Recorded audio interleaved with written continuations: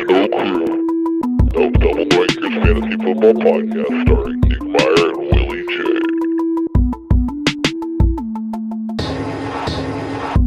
Happy Halloween, everybody. We're coming at you with the Week 8 recap, Week 9 picks. Okay, I'm going to be more clear now just in case people couldn't understand at all what I was saying. This is the Double Doinkers Fantasy Football Podcast. I'm Nick. With me is Willie. What's going on, Willie? How you doing?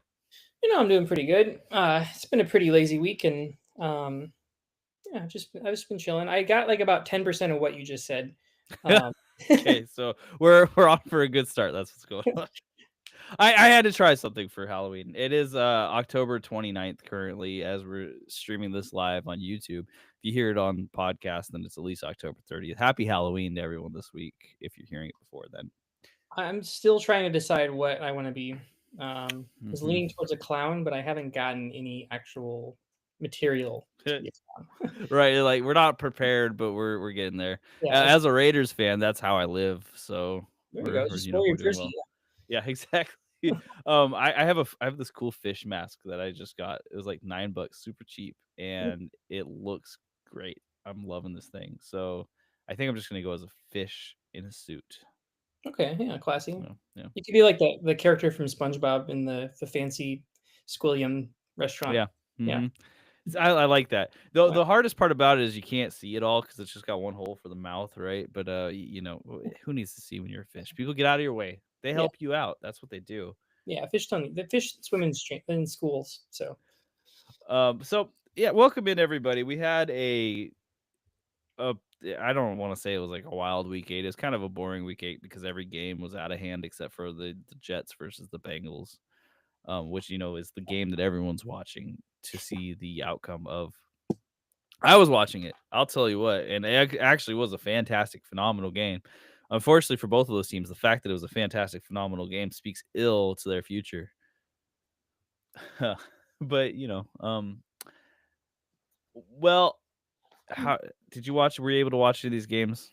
Yeah, the only one I watched in full, I watched most of the Bears game, but I watched in full was the Sunday night game, and that one was good. I do think that the Week 8 was exciting in a lot of ways, disappointing and kind of sad. And we'll talk about injuries, but I think there's just so many teams on bye that it was kind of, it was just kind of like a Wednesday of a week in a way, because it's the middle of the season, and it's things are becoming more clear, but they're not like as becoming more clear as they did in the first 4 weeks when it's like we don't really know what's going on. Now things are solidified and there's some nuance of what's going to happen, but we're seeing some clear favorites.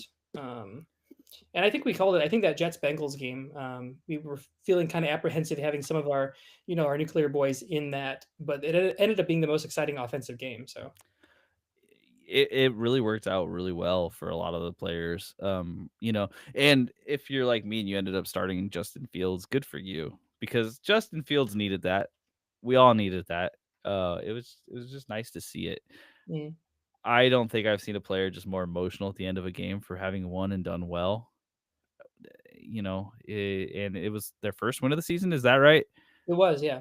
And they barely won. It wasn't like they were terrible the whole time like they've been in other games, but it was close. And I think Aaron Glenn going for 2 on that fourth quarter touchdown was really what saved them. Because if he tied, I wouldn't have trusted Justin Fields to come back and beat Joe Flacco. No, not for a second. And I was frustrated with that because I had Nick Folk as my kicker in my league of record, and I was like, come on, I need that point. But this ended up working out so much better, and I was so much happier that it went this way. Yeah. So that was, sometimes you get beauty where you least expect it. That's what I would say about that game. But you don't always get beauty where you least expect it. And I think let's just jump into the injury report. I'm going to start off with the Sunday games. There were a couple of really high-end injuries that are really unfortunate. I'm just going to go ahead and start with the one that makes everyone, the one that just bothers. If you saw it, you'll know what I'm talking about. This is the Cam Scatterbo and the dislocated ankle that happened in the second quarter. His ankle that just seemed to be holding on by only the skin. If you're not squeamish, you can find the video. If you are squeamish, don't watch it. It's not a good idea. It stinks because this guy was having like really a renaissance. Well, renaissance isn't right. He was For a the rookie. Giants. Yeah. He looked like he was going to really be a top 10 running back. There was just no way he wasn't going to be. And he was fun to watch because he just lowered his head at every single person that ever came close to him. It made the Giants, like, the chemistry between him and Dart was so apparent, not just in like their energy, but the fact that both of them were scoring rushing touchdowns every single week. It was just, there was a cohesive offense that was getting better and better. It just sucks for Dart too. I mean, he had Neighbors on the field with him for like a quarter, and then he had Cam for like 2 or 3 games. It sucks because he's been looking good. Yeah, I think that, usually losing a running back isn't necessarily a bad thing for your quarterback, especially when the quarterback's a rushing quarterback. With Scadaboo, I worry about it because I think defenses had to respect Scadaboo so much that it opened up the offense, especially with the wide receiver core that they have, that I think the injury just in general hurts everyone on the Giants. Yeah, and that's a good point with the wide receiver core that they have not being efficient, to say the least. I think having that really solid running back helps. And now it's just like, where are they going to go? Like, how do we feel about Tyrone Tracy rest of the season? I don't know. When we talked about it preseason, I was okay with Tyrone Tracy as a piece on your team because I think we saw a lot of skill get flashed last year, particularly in the catching, and his major issue was fumbling. It doesn't really matter now if he fumbles. There's not someone that he can get replaced by, right? No. I don't have a high ceiling for Tyrone Tracy, but I think that he's going to be a fine piece on teams. If Jackson Dart doesn't regress significantly from this injury, which, there's a strong chance he doesn't still, then that offense will score touchdowns. They will get to the goal line, and Tyrone Tracy is competent at the very least. He's not like one of these backups where you're like, I don't know this guy. He's a jag. Tyrone Tracy has some juice. He is pretty quick and he's able to catch the ball. So I think I'm thinking like mid to low end RB2, and that's something that's really valuable at this point in the season. Regrettably, going into the season, I had him, albeit slightly ahead of Cam, just because I wasn't confident that Cam's game from Arizona State and Sac State would transfer into the NFL. Just his rough style of play. And we just saw Tyrone last year do a pretty good job as an RB2/flex. The fumbling issue does suck, but I think in PPR especially, like, even if a Giants offense regresses, there still has to be a running back on this team. And I think Tyrone is better than what you could do on other, teams of poor wide receiver cores. Well, and we saw it even last week that like they're still throwing to the running back regardless of who's in there. I mean, I think Devin Singletary had like a 20+ yard reception where it was thrown perfectly into him. So this is a team I don't think they're going to scheme away from that because Cam Scadaboo was catching a lot of passes. Yeah. It might not all. Here's the worry I have for Tyrone Tracy. It might not all be him. They might use more Devin Singletary, which would be frustrating as far as fantasy goes because the skill gap's not as large and it's not as big an energy difference between Devin Singletary and Tyrone Tracy as it was between them and Cam Scadaboo. Yeah. But there's value there. There's value at this point in the season in running backs who could score any points, who have these opportunities for touchdowns. And I think he's going to be a fine addition to your team if you picked him up. I would like to think if your team wasn't decimated by injuries, I'd like to think that Tyrone Tracy was probably rostered in a very competitive 12-man. I know he was in my league, not because he was just because as a solid handcuff, it saw some volume. I mean, obviously, if you had injuries, you would have dropped him, but like, he was a solid bench stash, and now obviously that's coming to fruition. Yep. Agreed. The only place where I'm not seeing him rostered is places with shallow benches, which, now he's definitely worth a spot in those leagues as well. Yeah. We'll move on to the next running back injury that I want to talk about. It's another big one. It is the injury to the Browns running back Quinshon Judkins. It is a shoulder injury. It doesn't sound super serious. AC joint sprain. That isn't a high grade, I would guess. I don't think they've specifically mentioned what grade it was. They're on bye. It's a good time. I think Anthony Richardson had a medium to high grade AC joint sprain last year, and obviously he's throwing the ball though, so that takes there's a longer recovery time than a running back. I don't know the difference in injury, but I just know they were both related to the AC joint. There's optimism that he can be back after the bye, and like trust me, if you're like me, you need him back after the bye. It was a game that they didn't have a chance to win at the point where he got injured. There's just really no reason to bring him back. And, I don't know that means he could have come back. I'm just completely guessing out into the void here, but I'm hoping that he'll be back. If he's not, who do you prefer, Jerome Ford or Quinshawn? Not Quinshawn, because that's who we're talking about, Samson. Samson, just because week 1 he was awesome when I had him, and he's just definitely a pass catching back. He's not. I don't think he's like a 3-down back like Jerome Ford potentially could be, but I just think that he has a way more upside than Jerome Ford. It's gonna be probably a committee on a bad offense, but I do think Samson's worth picking up. Yeah, Dylan Gabriel, I haven't seen him do a lot of checkdowns, despite the fact that he doesn't throw the ball very far down the field. It worries me about just either running back. Like Quinshawn Judkins was producing in spite of his offense. Like his offense wasn't there for him and he was still producing. Whereas if he's not passing the ball to Samson, I don't know where you get value from either of these running backs. That's my big worry. Of course, you're going to want someone, if they're starting on this team, someone's going to have to play him. So Saquon Barkley, he suffered a groin injury in the Philadelphia Eagles-Giants game. He said that he could come back into the game, and from what I'm seeing, he is off the injury report already, but the Philadelphia Eagles are on bye. Okay. So I mean, I feel like that's kind of, it could be like maybe a game time decision if he was still recovering and they had a game this week, but I think 2 weeks recovery is enough. It almost certainly will be. The one worry that you'd have as a Saquon Barkley owners that Tank Bigsby actually looked really good as a replacement. He did. He had a And long reception too, didn't he? Yeah. He looked great. It wouldn't be the most shocking thing in the world if all of a sudden there was a little bit of a committee. Not, of course, this is Saquon Barkley, so we're not talking about big committee. I'm talking about like 75-25. Just a little bit more carries for him. Because why not? If Tank can produce. Particularly if the Eagles are up on a bad team, like the entire fourth quarter could just be Tank. Mm-hmm. So, I'm not saying that Tank is someone who you need to add or get on your team, but he is a high quality backup that may have some production. Mm-hmm. That's what you can hope for. Let's see here. I'm looking through these injuries. Spencer Rattler got benched. Not an injury in particular, but it looks like they are going with Tyler Shook for the rest of the season, according to the coach. I saw that first. It was the Rams, just for the Rams game, and now it looks like they're going to focus on Shook for the rest of the season. And I think it makes sense.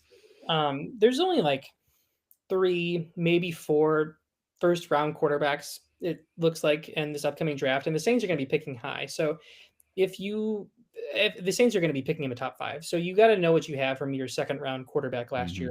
And if you really see nothing, then you're going to have to focus on getting one of the top guys. Yeah, it makes sense. Yeah, 100%. Do you think this has any impact on the receivers on the Saints? We'll talk about potential later of trade destinations and how that might look later. But do you think that this caps or changes Olave, Juwan Johnson, Taysom Hill, Rashid Shaheed, Kamara, etc.? I just think it's TBD. We're going to find out a lot this week, but not enough, because the Rams defense is really good. So I think if the skill position players are terrible this week, don't panic, but just temper your expectations. It is such an unfortunate game to throw them right into that Rams game. I mean, you want to set up your rookie quarterback for success, and you're like, yeah, let's put him right up against this LA Rams defense with an amazing defensive line. Let's see how that goes. I apparently am not the planner on these teams. For the Panthers, I was just gonna say, I think Chris Olave is probably safe, just because we've seen him produce, like, regardless who's throwing. But yeah, that makes sense. Seems to be a good safety blanket, and he's in the right places for people. Yeah. For the Panthers, the offensive lineman Brady Christensen suffered an Achilles injury and is almost certainly out for the year. I don't know if that's been verified at this point, but it sounds like that's what's going to happen. So the Panthers O-line gets downgraded a little bit. Now, if you are one of the people who has Chuba or Rico Dowdle, that's going to hurt you. And not like that's a wonderful scenario to be in right now anyways. That's the thing. Like, you think about bad teams, but like the Panthers and the Jets both have like some of the best O-line players in the league.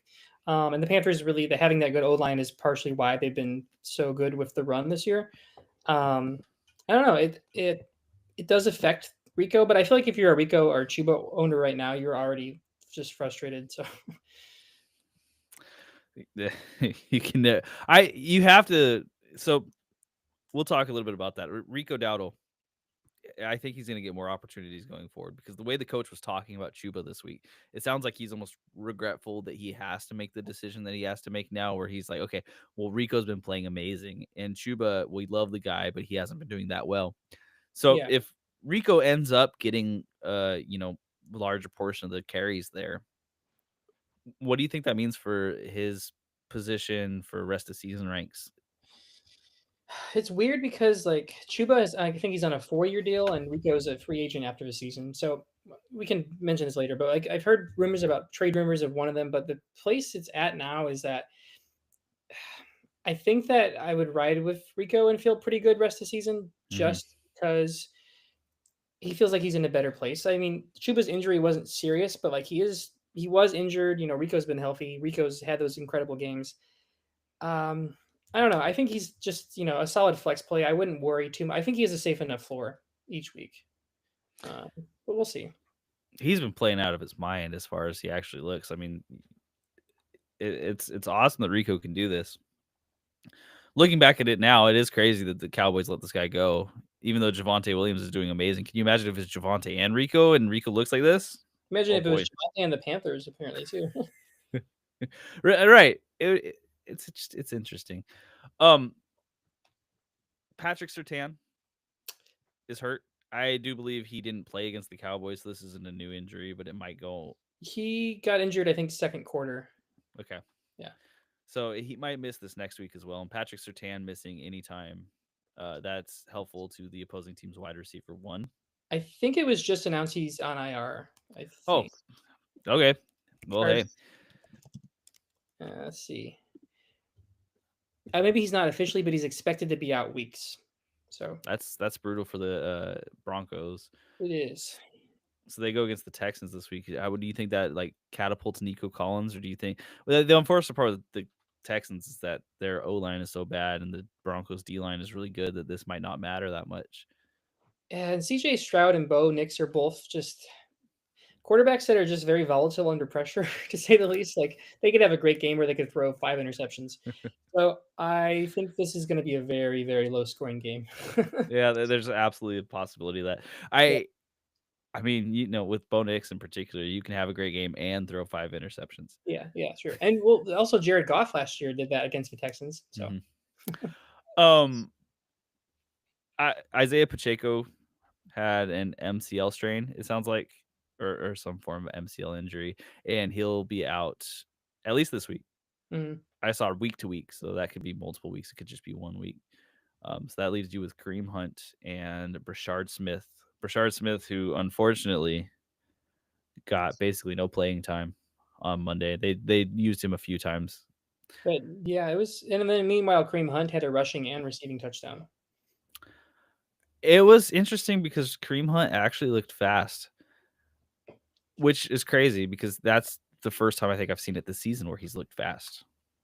Besides that was like the thing with Brashard Smith is Brashard Smith actually brought speed to the team, whereas the other two running backs, they knew what to do, but they weren't hitting holes very quick. And then Kareem Hunt was hitting the holes really well in this game against the Commanders. That might be a Commanders issue.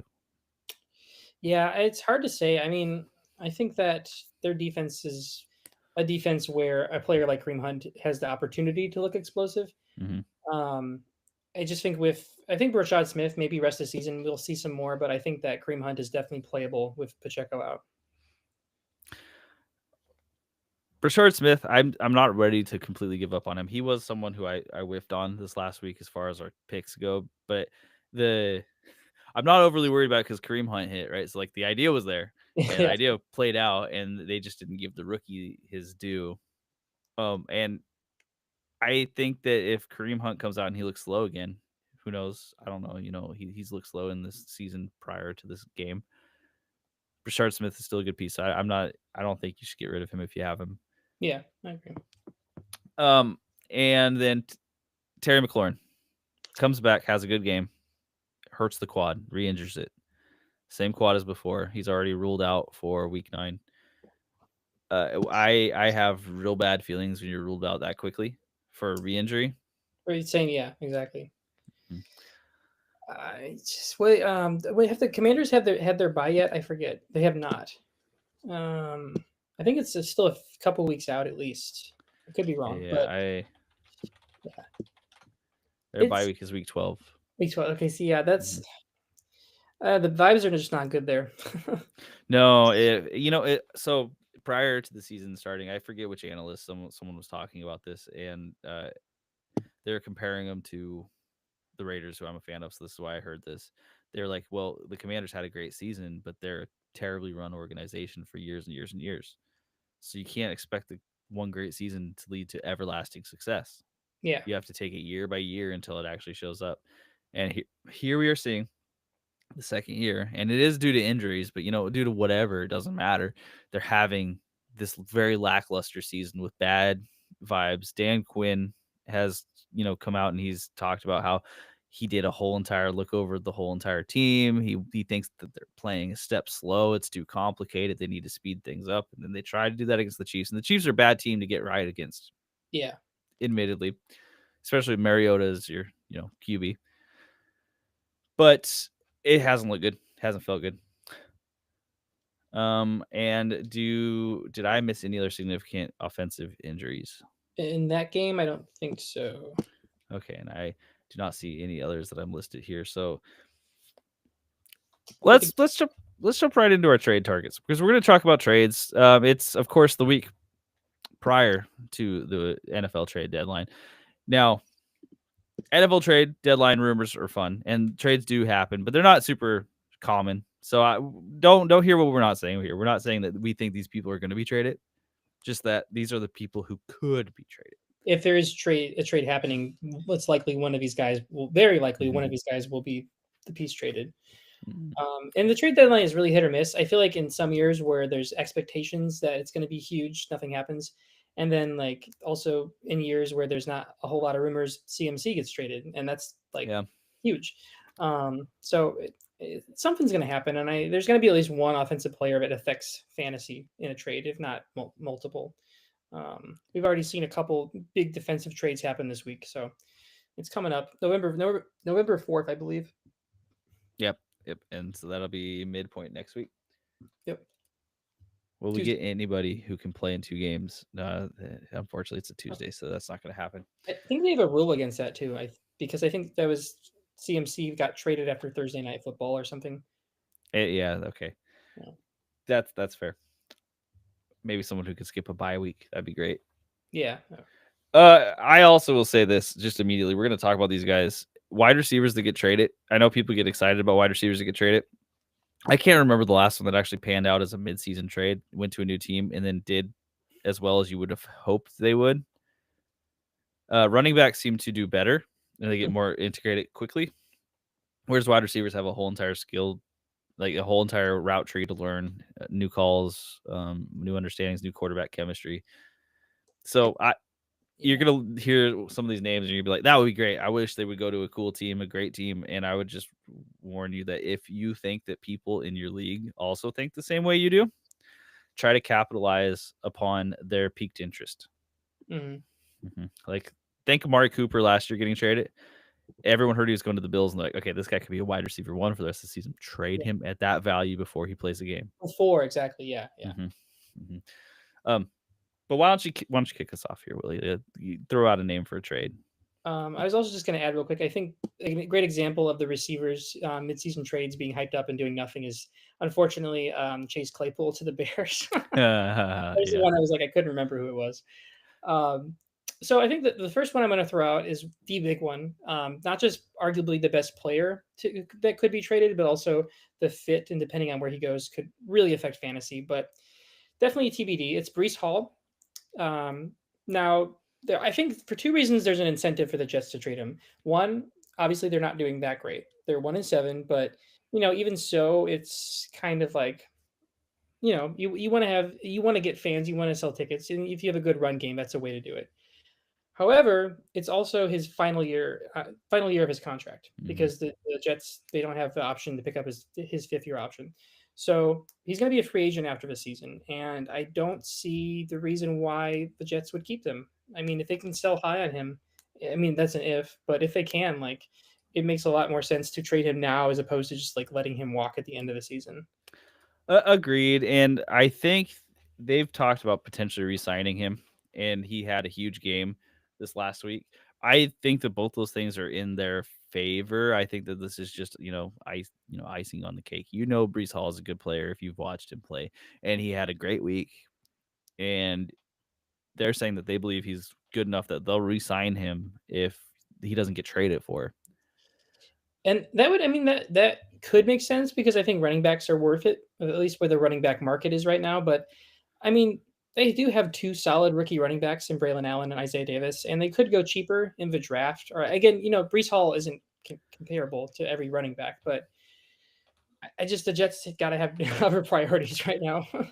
And Isaiah Davis looked really good last week. I mean, this is the same defense that Brees also tore up. But Isaiah Davis looked like he had what it takes to become a starting running back. I Yeah, mean, that's very brief analysis, but it looked good. yeah. Where are some places that you could see Brees Hall going? Because this is one of the running backs that may end up costing a bunch of money. So I don't think this is like, we hear the Patriots are in the market, but I don't think this is the sort of trade that they would be making. No, I mean the one that everyone gets hyped up about is the Chiefs. I mean, I think the Chiefs could work magic to make it happen. And I would have said a few days ago, I would have said, like, there's really no reason for them to do it. But with the Pacheco injury, I mean, their offense is already really explosive, but I think having an elite run game will just set them over the edge. Mm-hmm. Um, so I feel like that's probably the most likely. I mean, they have the most incentive to trade for a Brees Hall. Um, but I still I think it's unlikely that he does get traded.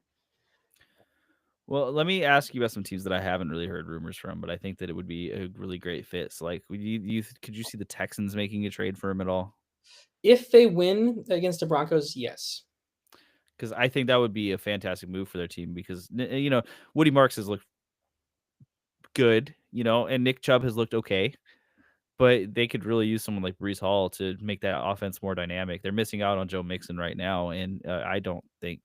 Who knows when he's coming back? It doesn't. Yeah, I don't think he's coming back. I think a lot of teams winning this week, because if the Texans lose this week, their season's over. If they beat the Broncos, not only are they like in the win total to possibly win the AFC South or like make the wild card, but they will have beaten a really good team. So I think it's contingent on that. But I like the Texans. There was another team I was thinking. I just lost it. I was thinking the Vikings as well. And I haven't heard much Yeah. about that.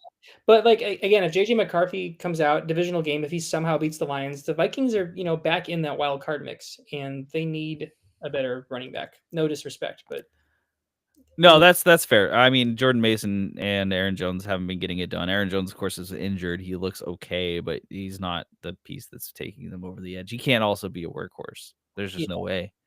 it's extremely unlikely. But I mean that would make sense. What if the Commanders get a win? Could you see them making a move for running back? I mean, they traded away Brian Robinson. I just don't see them trading for a Brees Hall. Yeah, that's fair. So yeah, I don't with Brees Hall. I don't know how you could love a trade for him because he is the guy in New York that's getting most of the work, but New York stinks. So the question would be, can he move to a better team where he's also getting all the work? So you'd almost have to hope that it is the Chiefs or the Texans. I could see the Texans working out really well for him because unfortunately they have a terrible O-line, but with Nico Collins on the outside, it's almost I'm saying this and I'm talking it through, and as I'm talking it through, I realize it'd be kind of a lateral move for Brees Hall. It would be a worse O-line, but still a team that's relying on one major star receiver. This might be a hot take, and I might like the Texans as a fantasy trade target more. I think Brees Hall is maybe more valuable on the Jets than he is on the Chiefs, just because there's a lot more targets to go around in the Chiefs offense, and Kareem Hunt is the goal line back. Yeah, true. I don't see them just relying on Brees if they get him. He'll be a piece and he'll get the carries from one of the running backs. Like he'll take over Pacheco's carries, and that's where he'll sit. Yeah, I think if you're a Brees owner, you probably want him to stay put. Yeah. I'm going to go down the next name on the list that we have here. So Mark Andrews has been mentioned as a potential trade piece for the Ravens. Of course, the Ravens, whose season is maybe rejuvenated. It's still pretty rough, 2-5 right now. And Mark Andrews, I don't know his age, but he's old, 33, 34, around there. Yeah, in his 30s. And he's produced this season a little bit, but he doesn't look the same as he used to. But a team that needs a tight end could certainly use him. Do you have any idea what sort of destinations you'd be looking at for Mark Andrews? I think the Jags come to mind with the Brenton Strange injury and with all the drops from Brian Thomas. I mean, they're a team that really needs a tight end, really needs a red zone threat because we just haven't seen that from any of their guys this year. And that's, in essence, what Mark Andrews is best at, what he's known for. Another team that could really use a tight end. Let's see. Yeah, there was one I had in mind here.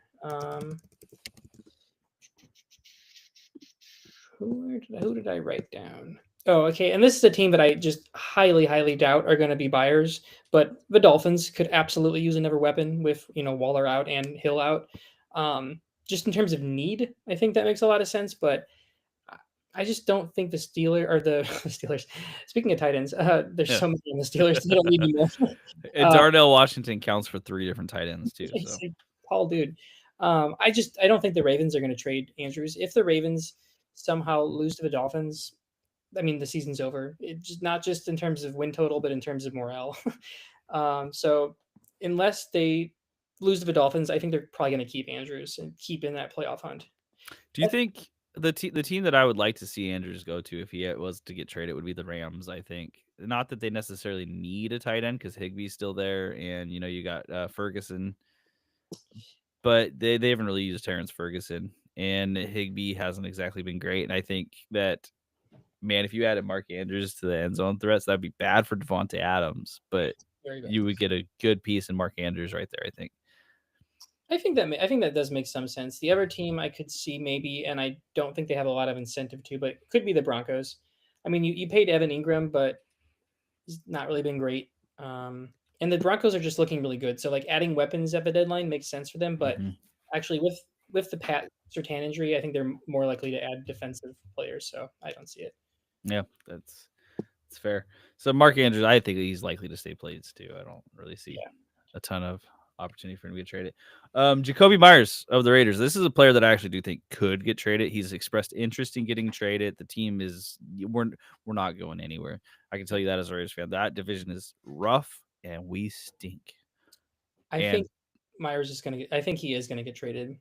I would assume that he's sitting out because he's going to get traded because his injury came out of nowhere. He's been spotted at the LA Lakers games. So that's a bad sign, when your receiver who's hurt is spotted just going to basketball games. So what teams need a receiver? It can't get worse than what it's been with the Raiders so far. So this is a player that, if you're holding on to him, this is a pretty low risk trade because it's stunk so far.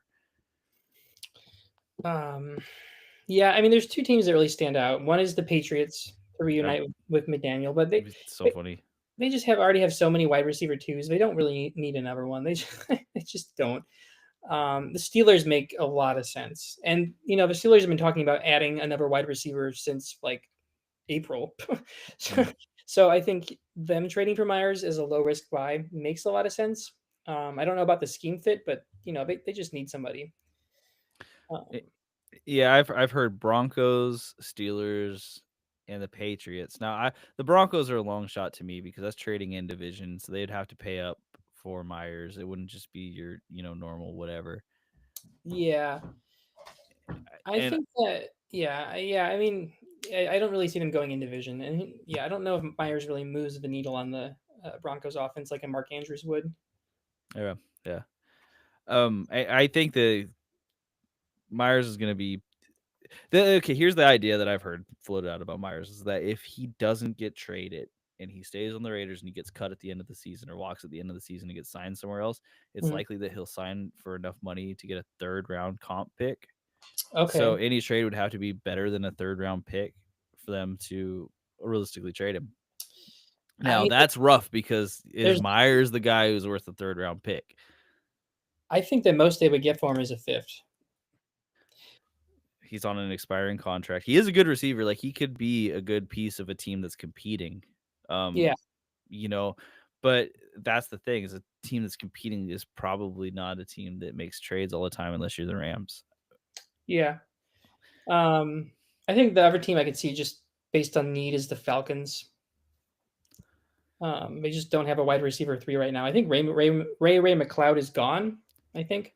I think they waived him, or they cut him even. Yeah. So they need him. They need somebody like Myers, but Darnell Mooney doesn't even really exist at this point. no, he doesn't. The Bucks are someone who, if he went there, I would love it. It would be bad for Tez Johnson, but it would probably be a really good move for Jacoby Myers. I don't really see it. I don't necessarily think that's really even potentially a trade that would happen, but it would be awesome if it did. It makes sense logically, yeah.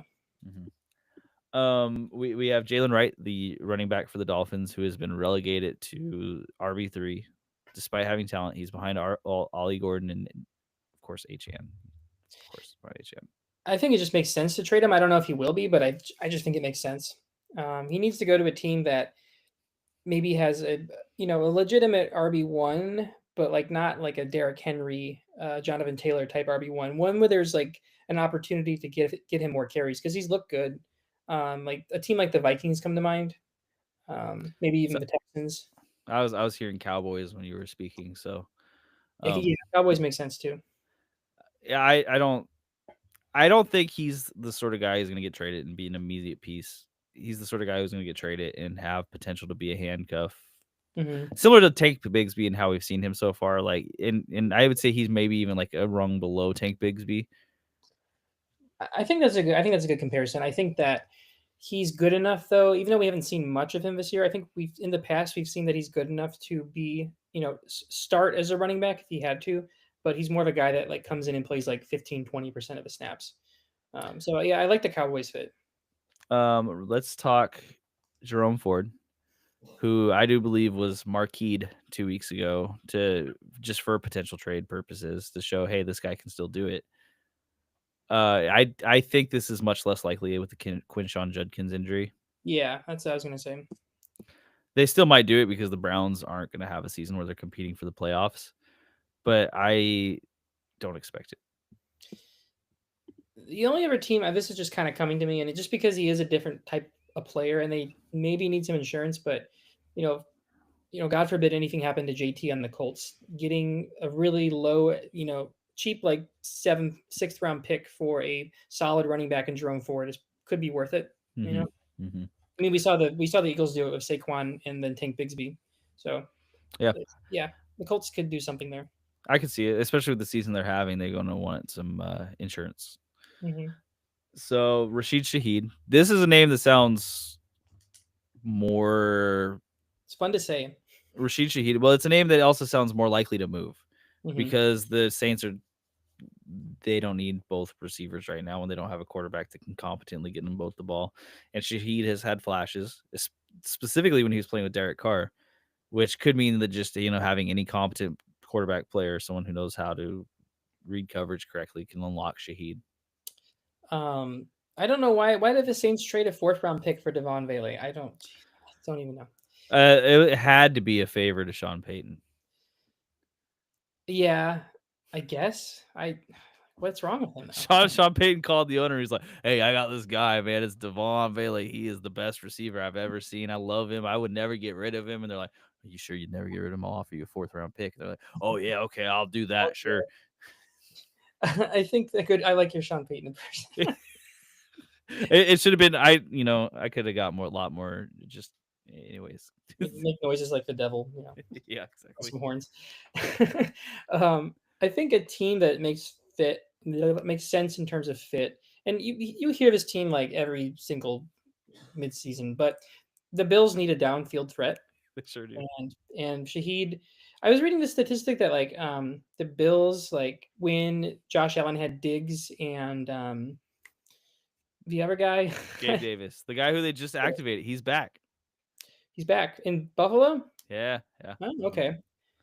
All right. Well, still, anyway, Josh Allen has one of the best deep balls in the league, and I think he ranks like 29th or 30th in 20+ yard throws this season, which is just like abysmal for his arm talent. So getting somebody like Shaheed would be really good for the Bills.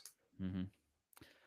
That would be perfect fit. Now, of course, we've seen a wide receiver get traded to the Bills. I just talked about Amari Cooper. That doesn't mean all of a sudden Rashid shoots up rankings.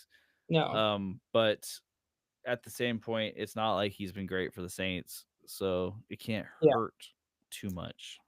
He definitely has more touchdown upside in Buffalo. Mm-hmm. Mm-hmm. He's a better spot start if he's on your bench. 100%. So let's get back over to this screen. Let's talk about some fun names. I'm going to talk about the ones that I've heard just recently. Mm-hmm. We're going to talk about first off Tony Pollard.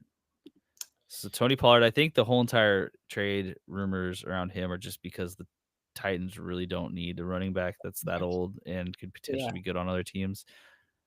And he could really be good on certain teams. So have you heard any particular pieces? I heard the Patriots over and over again, but that was before they signed D'Ernest. Yeah. So once they got D'Ernest, I kind of put the kibosh on that. I mean, I just think just to fulfill my prediction of him being like my Doinker, if he like gets traded to Chicago and has a great season, like rest of the season, that would make me feel good and my predictions feel good.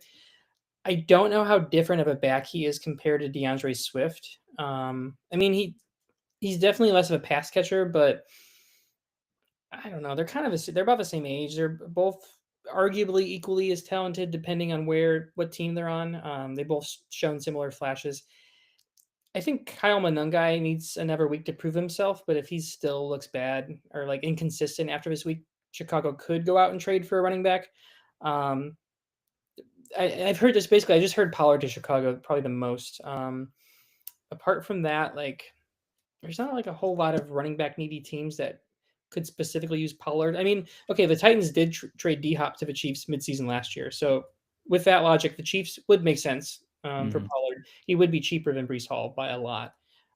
He does have a contract though, where I think he has at least one more year left, so he might be more expensive than Breece, at least in the long term, before a second contract came along. I love that. This isn't what I expect to happen, but I love the idea of him getting traded back to the Cowboys, just returning after all this time. It could be good. I really don't actually think Tony Pollard's going to get moved because I think the asking price is going to be just a little bit too much for what teams are looking for right now, and I don't think anyone is, super desperate. That is a potential playoff team because that's really who you need. Yeah, if the Titans would have to eat some of his remaining contract, which I don't think they have any reason to do that. No.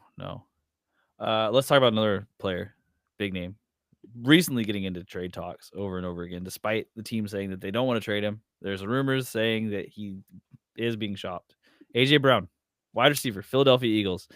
Of course, we have the drama there of him saying this is what happens when you throw me the ball. He's unhappy with his role in the offense, et cetera, et cetera, et cetera, et cetera, et cetera. And he's a phenomenal receiver who already got traded off of one team, and it ended up burning them real bad. So here we go. Let's go with the rumors of him getting traded off the Eagles. This would be crazy. I do want to just point out the possibility of pulling a reverse Saquon and trading him to the Giants. Would make sense. I mean, not in terms of records. Oh, man, that would be so good for the Giants, but so stupid for the Eagles. Maybe. I really don't think they would do that. I think there's one team that comes to mind because if you're, and I don't think this will happen, it would be really, really shocking.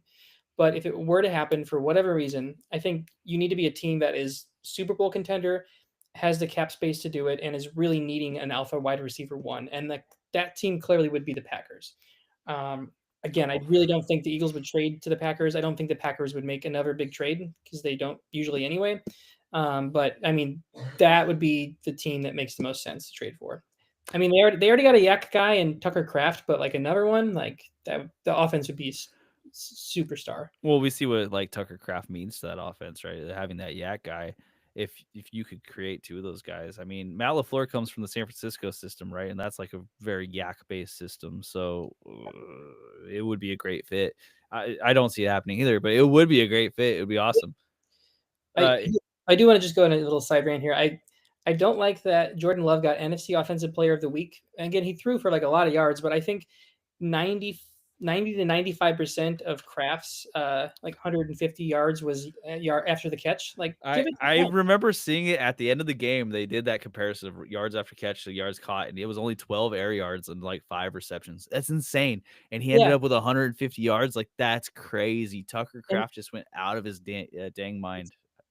I mean, that is so crazy, especially going up against the Steelers, and I mean, being that big of a dude and running, it's just so it's crazy. I think he should have won Offensive Player of the Week. But easy. Yeah. Give it to Tucker. I mean, come on. Yeah. It was National Tight End Week. What's happening? Good point. Like let this guy get it. The last name I have that's big here, and we'll talk about some of the other ones. There's still some more, but it's Juwan Jennings, because he deleted his Instagram, as players tend to do. This doesn't mean he's getting traded, but he's had the issue where he's requested a trade or requested a contract. Similar to Jacoby Myers, and him and Mac Jones are clearly not clicking. It hasn't worked for them. I mean, if we see Ricky Pearsall back and healthy, I think that it's possible. And also, I guess having said that, with the chemistry, see Brock Purdy back and healthy too. So I think if Purdy and Pearsall are healthy, then it could make sense. But otherwise, like, they do need somebody. They need people there to catch the ball. Well, Brandon Ayuk also sounds like he might be coming back soon. He's actually on his way. Right. Which, that's wild that we're at this point of the season and Brandon Ayuk is showing his face again. I think Jennings to the Commanders could make some sense. I mean, if Terry ends up being hurt more than we think, like if we see him go to IR in the next couple days, I could definitely see it, because the Commander season isn't over. It's looking real bad, but it's not quite over yet. Yeah. And, they're going to want to recapture the magic from last year. They're not going to let that just go to the wayside. No. Juwan Jennings also feels to me like a player that the Bills might trade for, because he doesn't fit. He wouldn't move their wide receiver room in any conceivable way at all. He'd just be another one of those dudes. Is what they love, yeah. He'd be like Khalil Shakir, Keon Coleman, and Juwan Jennings, and now you can't play any of them. Nightmare scenario. I could see Jacksonville or Atlanta maybe too. Again, those, especially in Atlanta's case, they're teams that are fringe playoff contenders, but they're teams that could use a guy like Juwan Jennings. And in Atlanta's case, they just, like I said, they don't have anybody outside of Drake London who might be injured, and Kyle Pitts. Yeah. Man, it would be so good if they had a wide receiver too they could use. It would help out Drake London so much. Yeah, it would. Sorry, I'm looking for my list again. There's a lot of words on these sheets. Alvin Kamara. He came out and said that he said if he gets traded, he's retiring. So that's a pretty bad look for getting traded. No one's gonna want to trade for you if you're gonna retire when you get there. I don't see it. I love him for doing that. It's, like, I'm not a Saints fan, but he's just like, don't make me move. I'm not doing that. Yeah, it's within his. Yeah, that's good. He's control over the situation, which is great. We mentioned Chris Olave earlier, but we'll bring him up again here. Do you think there's a chance he gets traded? He's not to the same level of skill set, but if he did get traded, it would remind me of the Titans trading AJ Brown. A little bit different because they didn't have a young quarterback on the Titans when this happened. I don't think, was that Will Levis this year? No, it wasn't Will Levis. It was still Tannehill. Yeah. Okay, but like basically like a rebuilding team, like if you can afford to pay your clear wide receiver one, just do it. Especially if you're going to have a rookie quarterback in there. I think the Saints would be stupid to trade him. Tell me, because I'm not remembering. Maybe you remember. Is the GM different now than he was 3 or 4 years ago, or have they kept the same GM throughout everything? New Orleans? New Orleans. I think it's been Mickey Loomis since like I think so too, right? Because he's in charge of that crazy cap situation they've had forever and ever and ever. So he traded up to get Olave. Like, they wanted to go get Olave. So I would be shocked if they traded him after this. Like, that would be admitting defeat on a pick that mattered so much for this team. He's been the GM of New Orleans since guess when? 96. Close. 2002. Yeah. I guess that simply because I've been hearing about this cap issue that they've had forever, and it's never come to pass because Mickey Loomis has always figured out a way to move it forward. And all those years of Breeze not having a defense, and him just, I feel like he was maybe close. He was close because they had such a bad defense, and then he had that 2018 or 2017 draft, which is like one of the best per team drafts of all time, and then it was like, all right, well, we're gonna keep you another 10 years. I mean, I always remember loving Vilma on that team. I don't, and on that team, I want to specify, but Vilma was great on that team, and I think that was part of what helped their Super Bowl run. Of course, they also have Bounty Gate at the same time, so who knows? Yeah. Chicken Egg, was he great because he was trying to hurt people, or Anyway, the Saints. This GM, I'm going to go ahead and say he hasn't been really that great. He's been able to put together a good offense or a good defense, and never a little bit of both. Anyways, so I don't think they're going to trade Olave because this is a guy who he staked a lot on. Let him leave at some point, maybe, but trade him away, probably not. Not this season. I mean, they picked up his 5th-year option, so he's under contract until next year. Mm-hmm. Again, 2 teams that come to mind here would be the Bills and the Patriots. Maybe the Patriots less so because they do have some down the field guys, but Olave and the Patriots would just level up his offense so much. And the Bills, again, like they're missing that down the field guy, and Olave would also, but I don't think they have the cap space to really make it work. And I think for what they would need to get for Olave, there is some issues. Like, we haven't talked much about his concussion history and what that means, but I think a team would be wary in trading away a high draft pick to somebody who is, potentially hurt. I think Olave would be worth at least a second and like a 6th. Yeah. Not a first, but like a second. I think a second is fair asking price. Let's throw this up here. Max G says they can't trade Olave. Yeah, I think you're right. I think it's way too bad of a sign for that GM. Like, if you traded up and then you traded him away, that'd be awful. I'd be much more doubtful if it wasn't the Saints, and the Saints do really stupid stuff. But unfortunately, I don't think that there's any reason to trade Olave at all. Let's talk Calvin Ridley of the Titans. So Calvin Ridley, who's had just a disaster of a season. The Titans who've had a disaster of a season. It's not just Calvin Ridley, but they don't really have a great reason to keep him on the team at this point because they're not going anywhere, and they have 2 rookie wide receivers that they want to develop and need to develop. The only really conceivable reason for Calvin Ridley to be set in stone is because you want to have a solid piece for a rookie quarterback, to learn from. But that hasn't come to fruition. Not at all, no. I think that if there's no bad blood, I think that it makes a lot of sense for Olave to just go back to Atlanta. I think that and there might be bad blood, I don't know, but like the thing that would make me doubt it is just that he's already been injured. He's injured right now. It's just not likely to happen. But I think shipping him off would make sense if he was healthy. Yeah, I don't know what return you get. And I guess you don't really need a great return for him at this point. Like, you could take whatever you want, and like, this is last season, we'll draft a replacement. It's not like he's done much that can't be replaced by someone. Yeah, and with Chimere DK showing up, and A.O. Manor, A.O. Manor. Even Gunnar Helm, the tight end, looks like he's got some juice.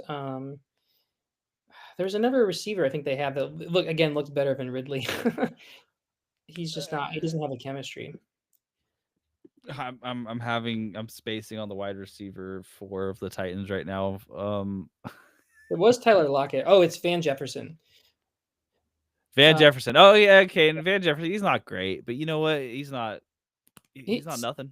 Seems like he's been more. At least some weeks he's been more involved than Ridley. Also, I looked up. Ridley is from Florida, and I think any of the Florida teams go home would make sense. I mean, the Miami could use him, Jacksonville could use him, Tampa could maybe use him. Yeah, I don't know if he's going to get traded. Depends on the injury stuff, but I think he should be. Yep, and I'll just post this up here. Mac also says they could trade Ridley for a late pick. I agree. Yeah, at this point, if you're the Titans, why not? Like, take what you can get. Just don't trade him within your division. So that's the only reason I would say maybe not the Jaguars. Yeah, okay, maybe not the Jags. It's true. But yeah, I think, you're not going to get a lot of return of investment. I mean, you might get some decent compensatory picks, but I think trading is just the way to go. You want to, You want something, because who's going to give him a big contract after this? Yeah. The last name I have on this list here is Jaden Reed, which I think it would be hard to trade him with him currently still on IR with the toe in the foot, not the toe in the foot, the toe and the collarbone issues. I mean, here's the the thing with the Green Bay Packers is they can get rid of as many wide receivers as possible. That's good for fantasy, but I don't see it happening because it's been really working on their team. And they're locked into Watson. Mm-hmm. I think they're going to pay Dubes this offseason. I mean, they could trade Dontavian Wicks, but okay. Yeah. Obviously they have Golden. I think Kraft's eligible for a contract after this season. Dubes is also, Jaden Reed is also. So I think similar to Ridley, I think it could make some sense from like, managing the cap, but the injury I think just makes it not likely. Yeah. Yeah. And I will ask. I had a question from earlier. I think the person might be gone by now, but we'll post this because we're talking about the Packers. Do you have any thoughts on Christian Watson for the remainder of the year? Do you think that last week was a fluke, or do you think he'll be a big piece for the Packers? It's a good question. I think he looked good coming back from injury, and honestly, I think that he's probably going to be the same as he was last year, where he's going to have those big weeks. I don't think he's going to. I think he might be more valuable than Matthew Golden at this point. Mm-hmm. I think if you're looking at a Packers receiver, there's two that you need to pay attention to right now. It's Dubs and it's Watson. Dubs because he's been the de facto wide receiver one as far as like target share goes until there's a hot hand develops at some point. Like we saw him get a bunch of targets until Tucker Kraft took off last week. And he'll continue to be that because he's been the solid guy who's there, and also he's got the giant helmet on, so he's really easy to see. Dubes, yeah. And I don't even mean that to make fun of him. I think that's actually legitimately a competitive advantage when you're playing and you got a big helmet. Yeah. I mean, the defenders are already tracking your guys, Yeah. If you're playing man coverage. So, yeah. But Watson is, he's just really, really fast. And he seems to be good at finding space right now in the medium range, at least in this last game that we saw. And if he can develop that medium game, he could really emerge on this team. I have been talking about wanting the wide receiver one to really emerge on the Packers, and this is no different. It's not that I necessarily think that Christian Watson is that guy, but I think that there's potential he could be that guy. Yeah, I mean, 4 receptions for 85 yards is pretty solid. That's his first game back. Mm-hmm. I think on a per game upside basis, I would like him more than any other receiver on the Packers. Yeah. Same. Right now, he's someone who I think you want on your team because he would have been free at this point. Yeah. And even if you can't play him, he's someone who you could throw in a dart throw at. And there's this chance that he emerges again. Not that it's likely, but there's a chance. Yeah. That there. Do you have any other trade target names? Do you have any? I mean, we just kind of have to talk about him. Kirk Cousins. I think regardless, here's my logic. I think regardless of if say he came out and played great against the Dolphins like we expected him to, the only teams that would trade for him are teams that or seasons are already lost. So like it makes sense for him maybe to go to the Browns or the Jets, but like why would they trade for Kirk Cousins? The Vikings do make some sense, but again, I don't think Kevin O'Connell wants to continue to sow doubt in JJ McCarthy, especially with how Darnold's playing. So I don't see, unless there's like a significant QB injury, like I don't want to speak anything into existence, but say like Bo Nix tears his ACL or something on Sunday, the Broncos would have incentive to trade for Kirk Cousins. Brutal. What about the Commanders? If Jaden Daniels ends up being more hurt than they say, and I don't think that's it, but I think we talked about this, like him returning. I think we talked about that last week. I think Mariota, like at least this season, has proven he's better than Kirk Cousins. They'll just keep him going. And that makes sense to me. I would say that you'd have to get a GM who makes a real dumb mistake and is really worried about their job. And there's one out there that particularly strikes me as someone who could make this move, especially if the quarterback that's currently hurt is more hurt than we think. And that is the Cardinals. And it would be so stupid. But the GM on the Cardinals hasn't put together what I would say is a reasonable team. So I could see them making a mistake here because they're on the hot seat, I would guess, at this point this year. That's a good point. If their job's on the line, I agree. I think it is. I don't know. I think Brissett has shown enough. Again, I think it would really just come down to a team that has Super Bowl aspirations that are kind of on the fridge. Like, if Aaron Rodgers got hurt, Daniel Jones got hurt, if Bo Nix got hurt. Like just a team that like really needs a solid enough quarterback and are willing to take that risk, but they have to be Super Bowl contenders, I think at least. Man, if Daniel Jones got hurt this year after Cam Scatterbo, this would be probably the worst year in the history of the NFL. Yeah. You got to keep Danny Jones up, man. What he's doing right now is too much fun to watch. Yeah. And they don't have a QB2, I don't think, with Richardson out. Yeah, no, who would it be? No one. There's a Riley Leonard, who's a rookie, undrafted rookie for Notre Dame. That's it. That's bad news, especially for the number 1 seed. I guess, well, maybe just real quick to ask. We mentioned Jerome Ford for the Colts and like them needing a backup running back. Is there any quarterbacks that come to mind that are backups that could get moved? I don't think anyone's really popping out to me. If there's a team that has like 3, they don't need 3. Like maybe a Drew Lock. Yeah, there's not any significant names that I would say have like who are you going to get right now? Rush. Yeah, I have a comment here that says Richardson. As far as I'm aware, Richardson is really hurt right now. He might be an off-season trade. I think he's probably going to be a mid-season trade next year, just because they want to get more value and maybe putting him in a game. I don't know. Actually, I don't even know. But yeah, Richardson. He just had the surgery on his orbital bone, which I'm not a doctor. I don't really know exactly how long that takes, but it sounds bad. This is a hard-hitting analysis right there. I don't know who, because the only name that would have popped out is the name that already got traded, and that was Kenny Pickett. In theory, Trey Lance is brought up. That's a pretty good name to throw out there. I don't know that the Cowboys would want to do that though. Is he still on the Cowboys? Please tell me he is. He's actually on the Chargers now, isn't he? Charger, yeah.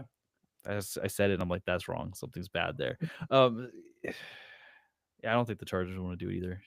Yeah, I don't see it. But that's the it is a fair name to point out there. Honestly, Indy could make some sense. He's similar enough.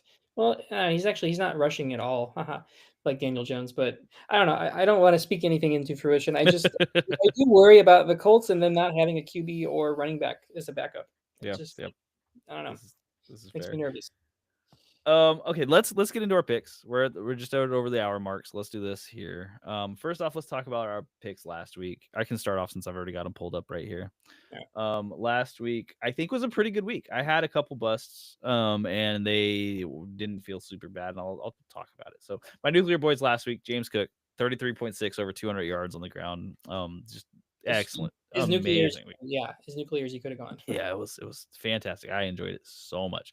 Oh, Jameis Winston was pointed out, and that is a good name. I don't know that the Giants want to give him up, but that is a great name. He could move. Jameis to Indy, Russell to Indy.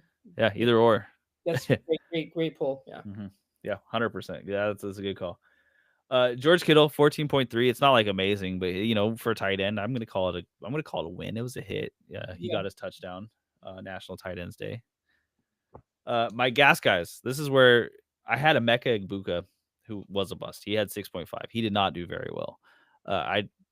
Something was up with Baker that whole entire game. It just didn't look good, and they still won. So I don't get too far out on Emeka. Hopefully Baker can get whatever's going on under control, because he seems to be a little bit in his head right now. Yeah, and they didn't need him. Like he was they were up the whole time, and the Bucks have a bye now, so I wouldn't sweat. Chase Brown was my second gas guy, and he was finally a major hit with 25.5 points in PPR. Flacco getting that rushing touchdown though kind of sucks. It does, because it could have been a really good blow up. But this was a respectable game. It looks like if Flacco doesn't leave due to injury, or if he doesn't miss time, is what I'm trying to say, due to injury, that Chase Brown looks to be a startable piece moving forward. However, if Flacco does miss time because of this shoulder injury that he has, this is really unfortunate timing. Yeah. My gut checks, I had Mason Taylor. That was a hit. It did not look like a hit until the fourth quarter, but that's okay because fourth quarters count. Mm-hmm. He got his touchdown. I had Joe Flacco, which was a hit, 28 points. He did phenomenal. And then Brashard Smith. That one stunk. I'm going to stand up for it because the process was right. Kareem Hunt had an amazing game. Yeah, the Chiefs' run game getting going was accurate. I just expected Brashard to be that second guy and not Kareem Hunt, unfortunately. My sits, I'm gonna just pop these out. Jalen Warren, 9.3. You know, he didn't sink your week, but he's not a player that you would have liked to hit. And then Yeah, Quinshon Judkins, 4.7. I hope you sat him if you had him. yeah, those are good calls. Mm-hmm. For my guys, I went 6-9, which really isn't that nice. My first one that just summarizes my week is Bijan. I don't even know what the hell happened there. I was going up against James Cook, and I think Cook had like one of the best games of his career, and Bijan maybe had the worst. My luck. It was a very bad week last week for me. I mean, just the Bijan means so much to the Falcons offense that when the Falcons offense is abysmal, like Bijan's not going to show up. But at the same time, he did against the Panthers. So I don't. That was just weird game. Rashee Rice, he was absolutely nuclear. I'm really liking my take from the beginning of the season that he's going to come back and just be who he was last year. I mean, he is, if not better. Yeah, Um, they're featuring him pretty heavily right now, and their offense looks amazing. So yeah, yeah, but Chiefs are scary. I hit all my gas guys. George Pickens, Derrick Henry, T. Higgs, all look great. Both of my gut checks were pretty disappointing. Kyle Monangai, I just had too much faith in the Bears offense being consistent because the Bears offense looks good every first quarter and then it just slowly teeters off. So if the Bears had continued looking good, Monangai would have gotten more involved, but they were just down. Wandale Robinson, I mean, with the Cam Scatabo early injury, it was just that whole offense was just thrown off. So he wasn't terrible, but he wasn't great.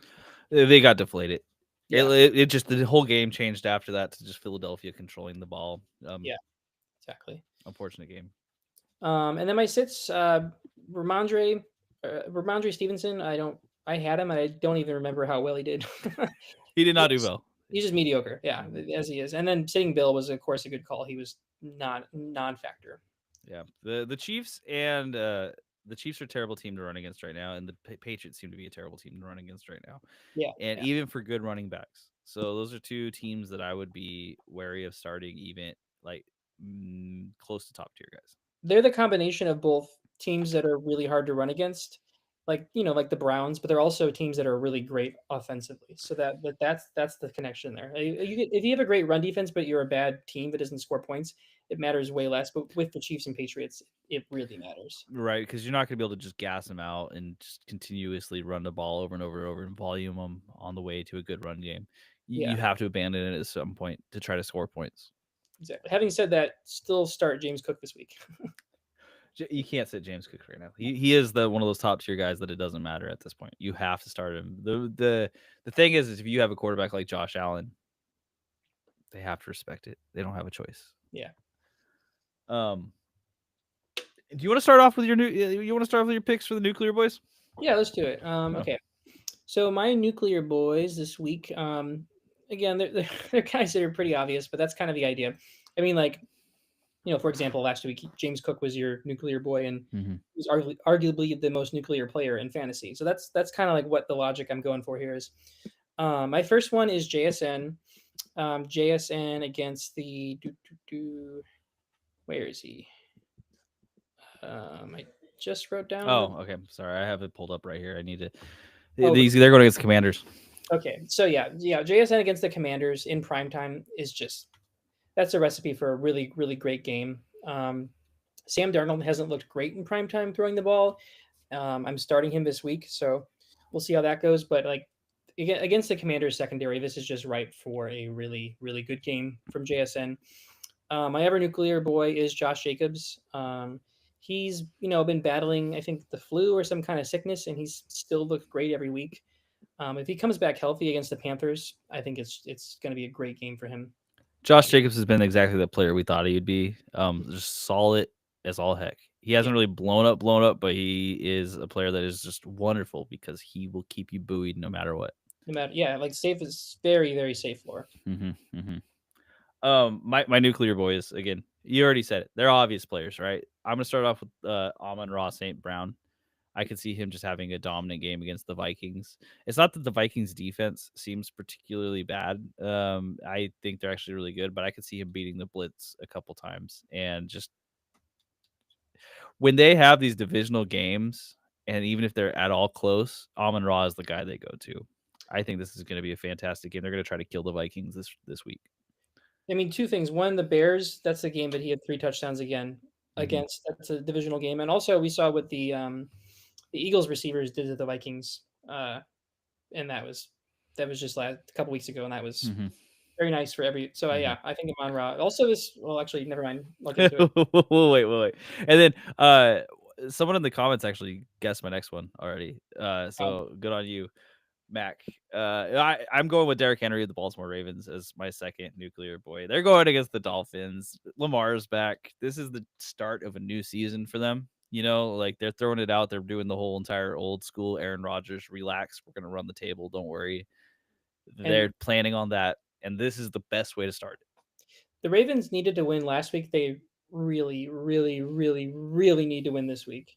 If they lose this week, I think the season's over. I really do. Yeah, because you can't take this momentum of having a win and getting Lamar back and having all this positive momentum. And then if you lose and you drop the ball right here. The Dolphins? Yeah. It's the Dolphins. And the Dolphins, if I am McDaniel right now, I'm going to go, if there's only one way to save my job, it is to win this week and destroy the Ravens.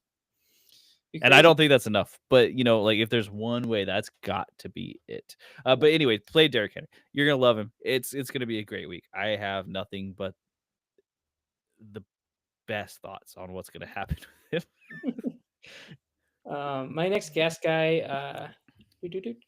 So I have 3 guys here, actually.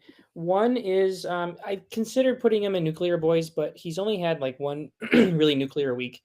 And so you could consider him a nuclear boy because you start him every week. But I think Trey McBride in primetime is going to look great. Going against the Cowboys, it's going to be a shootout. The Cardinals don't have a great offense, but any team going up against, the Cowboys does. And McBride is the centerpiece of that. I 100% looked for Trey McBride in your list when I was making mine because he was going to be one of my nuclear boys. Yeah, so I'm right there with you. The only thing that makes me a little apprehensive is the fact that Kyler's back, and we just saw better chemistry of Jacoby Brissett. But having said that, McBride is still great with Kyler. So that's so unfortunate that Kyler coming back is a potential downside. You know, it's just unfortunate. The other guy is another tight end that we really have only seen one good game from the season, but it was a great game, and I think we were forgetting who he was pre-injury. It's Brock Bowers. I mean, he's not been startable because he hasn't been playing some weeks, but I think coming off the bye, this is the week where he looks really good. Even if the Raiders don't, I think against the Jags, the Raiders have a chance. And yeah, like I said, coming off the bye, I think his injury's probably all done. And if this game is competitive, which I think it could be, I think Bowers is going to have to be the reason why it is. The only reason that I think that this game could be competitive is because I think the Jaguars themselves are pretty close to as big a train wreck as the Raiders are as a franchise. And they play down to their competition too. Gosh, I hope you're right. I'm scared of this so much, but I do hope you're right. I think it's a good risk. And then my last gas guy is DeAndre Swift. Again, he's one that, he's been consistent. The Bears have gotten the run going, but he's not been a startable running back, every single week. I mean, you've started him, but he's not put up the points every single week. I think against the Bengals defense, though, that's a wrap. The Bears really need to win this game. The Bengals really need to win this game. I'm excited for it, but I think that if the Bears get a lead, Ben Johnson is smart, and he's going to rely on the run. Yep. And I think Swift's going to benefit. I mean, we just saw Isaiah Davis and Breece Hall tear him up. Yeah. DeAndre Swift can do that, especially with Ben Johnson on his side. Yeah. Okay, so that's your gas guys. My gas guys, I'm going to start off with one that is probably a pretty easy pick if you have him at this point. Kamani Vidal. Get him out there. He's going against the Titans. Chargers have a good defense against the Titans. They're going to be up by a ton. And Kamani's look great. He's had some extra rest too. This is going to be a wonderful game for him. There's almost, and of course I'm going to knock on wood right now, there's almost no way that this isn't a good game for him if things work out the way you think they should. Yeah. Kyron Williams of the Rams is my second gas guy. This is going against the Saints. Now, the Saints have been worse against the pass than the run. However, I do think that the Rams are going to get up pretty big, and they're going to give Kyron some love. Yep. Devontae Adams has been getting everything. Puka should be back. Yeah. And I think that'll just open it up for Kyron. So I think this is a game that Kyron has a great game. I like it. And Drake London of the Falcons. So the Falcons are going against the Patriots. They are amazing against the run and not very good against the pass. Now, Christian Gonzalez, I know he's a good quarterback and he could shadow potentially, but I don't think it matters for this Falcons team. Like we've talked, they don't really have a wide receiver 2 or wide receiver 3 they can lean on.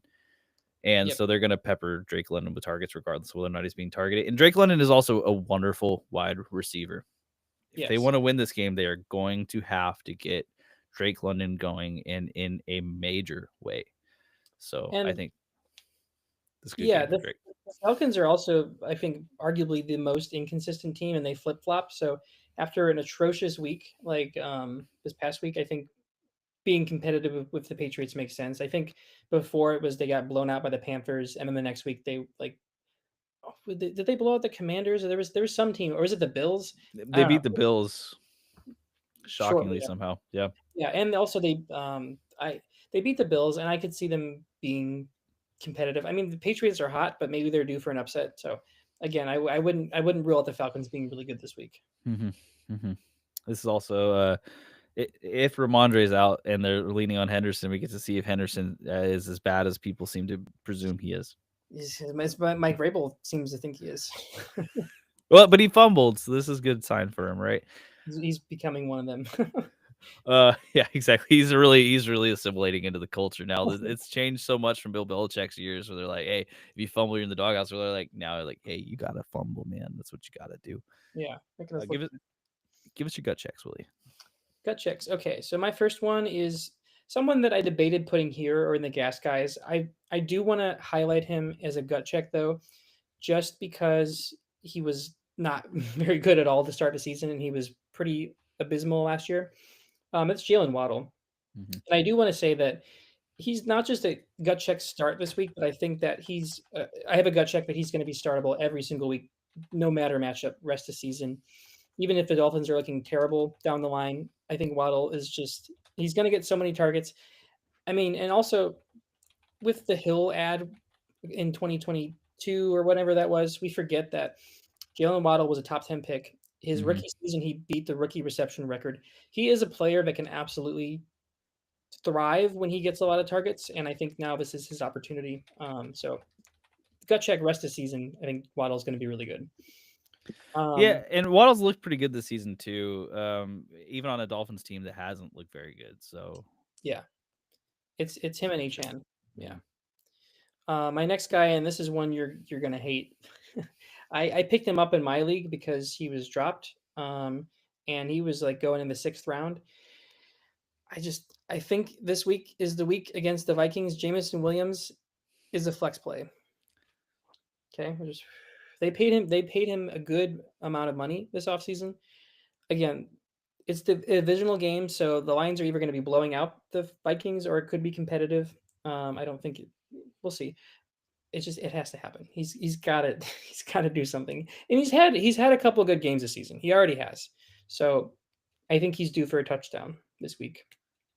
Yeah, I mean, if you could be the Jameson Williams whisperer and figure out the good weeks that he has, I think you would really enjoy it. The hard part is that he's devastating when he doesn't have a good week. Yeah, he's just nothing. He reminds me a lot of QJ. QJ's been better of a season, but I think they're similar types of receivers, and yeah, they're just that really big boomer bust guy who could be a wide receiver 1, but is just boomer bust. I just, and because Amon-Ra's there, it's never going to be the sort of player that they use. But I wonder if Jameson Williams could use his speed in different ways than just doing, go routes. Like, is running the ball or like not running the ball, but just if they could get him involved more with slants.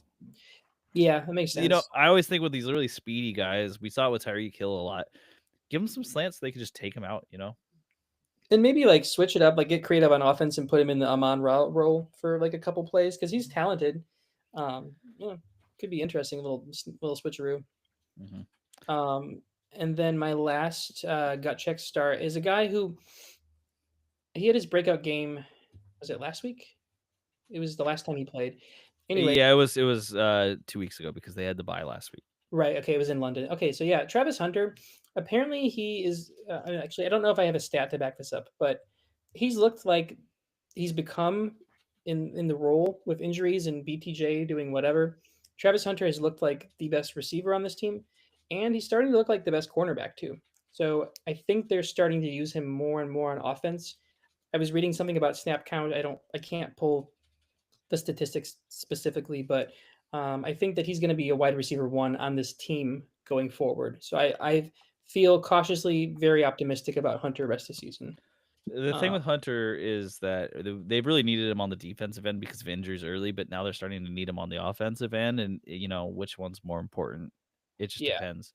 He had 14 targets in London against the Rams, and he produced 8 for 101 and a touchdown. And like just past that and the raw stats, he has looked great. he really has, and that's the thing. I'm a big target proponent. 14 targets, that shows that this guy is involved. Top 3 pick involved. They have to get him involved because if they don't, then trading up for this number 2 overall draft pick with what they had to give up would just be ridiculous. Yeah. And their defense has been great. Move him over to the offense. The offense has been struggling. Yeah, just like he's that dynamic. Also, they're playing the Raiders this week, so that's why he's also here. That is, in case you're wondering, a perfect team for someone to show out on. It's the perfect. And okay, so those are your gut check starts. You got Jalen Waddle, Jameson Williams, and Travis Hunter. I'm gonna go with. I'm giving you a caveat for the first pick, which is something I don't love to do, but it is something I'm going to do just because injuries are involved in this pick. So it's the Bears tight end, essentially. Mm-hmm. If Cole Kmet starts, I'm going with Cole Kmet. And if he doesn't start, then I'm going with Colston Loveland. I don't care which one it is, just whoever's the starter here. Yeah. This is an easy reasoning. One, good offense that has, schemed particularly well by Ben Johnson. Two, the Bengals, who still cannot figure out how to stop a tight end. 2 Jets touchdowns last week. 2. It's insane. It's been every week for 2+ years at this point. The Bengals don't understand the tight end position and they just let them score.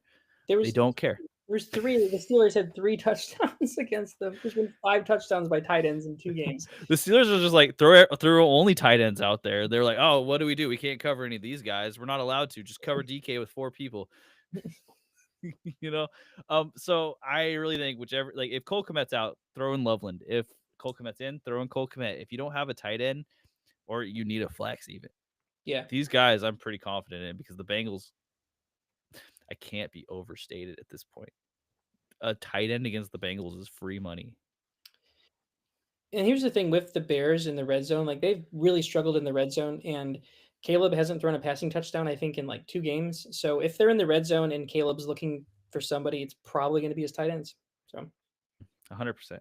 So I this is a pick I feel pretty confident in. I just don't know which one it is because of Cole Kmet's injury. He did practice. Of course, it's limited, and today's Wednesday. So what does that mean? Who knows at this point?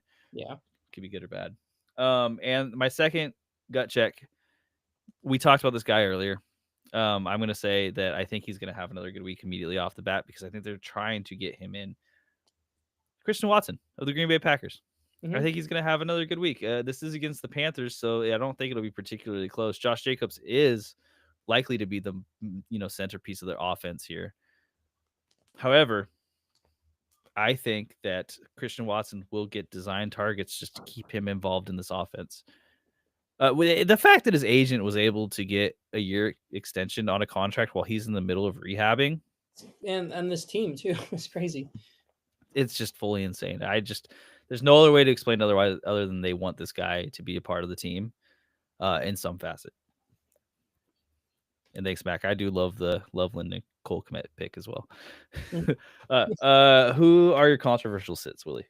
Okay, so I got 2. One is a guy that kind of makes sense, and one is a guy that you wouldn't expect. But here, first one that makes sense. Unfortunately, I was pretty high on him, but this Saints offense has been really bad. I think Alvin Kamara against the Rams and Tyler Shuck's first start sounds so bad.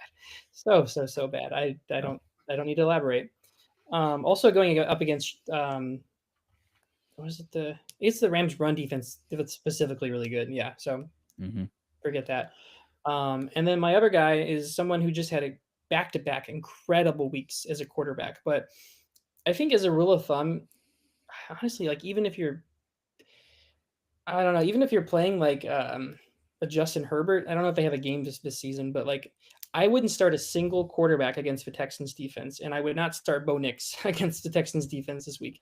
I would start probably 15 other guys ahead of Bo Nix, which is crazy considering how good he's looked the past couple weeks. But I think it's going to be a very low scoring game, and the Texans defense is just stifled every single quarterback. It's unbelievable. Like, yeah.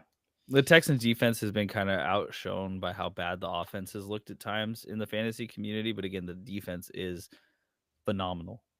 It's not, and again, they haven't really shut up in fantasy DST because the takeaways are solid, but they're not spectacular. It's just that they're I mean, the duo of Will Anderson and Daniil Hunter, and then they just have such good pressure rate. It's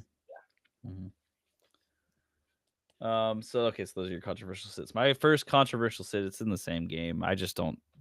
This is a game that you really don't want to play a lot of people in. It's J.K. Dobbins. I don't. He's been a good running back as far as the season has gone. Against the Texans, I don't imagine a lot of points. This is going to be a low scoring game, so they're not going to really push too hard to score a ton of points either. Like I don't. Every NFL team wants to score points. Don't hear what I'm not saying, but I don't think they're going to be able to do it very effectively. And J.K. Dobbins, he's just going to have at best an okay mediocre game. I could see him going for like 45 yards, and that's not subtle. Yeah, and it seems like with RJ Harvey stepping more and more up and more into the role that we think that he was drafted for, I think you'll see him being the one who's the beneficiary of a tough, close game as far as checkdowns potentially go. So I think J.K. Dobbins will just have this game that's just hurts a little bit. If they can't get the run going, they're going to switch it up and move to Harvey. I don't really know if this is a controversial sit at this point anymore. So this might be just, me taking advantage of the name. Keenan Allen for the Los Angeles Chargers. He hasn't been nearly what he was at the start of the season for a few weeks now. We had Quentin Johnston step up. We had McConkey reappear. We've had Aronde Gadsden just look phenomenal. Yeah. So I think Keenan Allen is the odd man out just because of age. They don't really need him at this point, and I think that he's someone that we're seeing them save him a little bit. I think they're getting ready for if we get to the playoffs, we want Keenan to be there. Exactly, yeah. Because I've seen Trey Harris step in a lot more over the last couple games. Get a touchdown. I didn't see him at all before. Now he's on the field very often, and Keenan Allen is ghosted. We haven't seen him very much. I was gonna say top 4 Chargers receivers: Gadsden, McConkey, Allen, Johnson. Rank them. Who do you think best to worst rest of the season? After the last 2 weeks, my recency bias is screaming Gadsden. But I don't. I'm going McConkey, Johnston, Gadsden, Allen. Okay, I'm actually quite different. I'm gonna put Gadsden. I'm cheating here. I'm gonna put Gadsden at 1 just because he's a tight end and positional value. I think you want him more than the other guys in your team, so kind of cheating.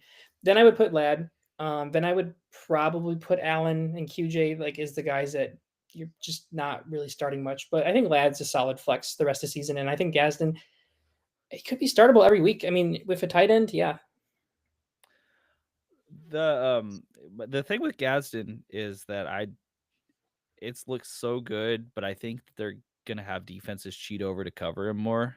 Yeah, and that's where this Chargers offense is going to be really dynamic, right? Where you're going to have them cheat over to cover Gadsden, and then all of a sudden you'll have Ladd open, or QJ is going to have another big game because they're going to leave him with softer coverage. I think what they're building right now and the inclusion of Gadsden really just is going to unlock the next level of this offense. And then if we get Hampton back relatively soon, it's going to be nasty. Very. But the hard part is you're not going to know which receiver to play. It's going to be similar to Green Bay in a way. I mean, almost pretty darn similar, really, because then you could have this tight end that's like Kraft, and it could just blow up, but also potentially could disappear. And I think it might be worse because at least with the Packers, you have Kraft and another similar committee like the Chiefs. At least you have Rice. This offense really looks dynamic, and It's going to be Hampton if you want an offensive piece. Yeah. I hope Hampton comes back soon. I mean, look at how good Vidal has looked, and Vidal is not the talent that Hampton is. Vidal has been good, but he's not the talent. So, can you imagine Hampton coming back into this offense? It's gonna get nasty for real. And Justin Herbert is gonna love it. The issue he has is the same one that Daniel Jones has. Sometimes is that running back's gonna score a lot of touchdowns, which takes away opportunities for the quarterback. But I think he's gonna be solid. Yeah. Playoffs, please. Max says Pat being out isn't gonna make it better for Bo being Bo Nix. Great point. Yeah, that actually does affect him in a game like the Houston matchup. It really does. Okay, so that was my last controversial sits. Do you have any other particular players you want to bring up? Any other particular situations you want to talk about right now? Not really. There's a good amount of teams on bye again this week. I don't know. I think there's this week 9 is always interesting because, like I said, there's some games like the Ravens need to win, the Bengals need to win. The Commanders honestly are getting close to that need to win territory. So it's going to be, I think, a very competitive week, exciting week. It would be awesome if it could be a competitive week. Like last week, it was just boring football. Unfortunately, you already knew who was going to win. The only reason to watch all these games was because you want your fantasy player to do well. Which is not like I love watching games for fantasy football. Don't get me wrong, but when it's the only thing that's going on, it gets a little bit dreary. Yeah, it gets boring. Mm-hmm. Dude, I didn't know how many. I have 2 Browns on my team, and they're on bye this week, and I didn't know how much that affected me, and that feels bad because they're the Browns. But that's what I got. So if you're good, I'm good. Yeah, doink out. Thanks for watching, everybody.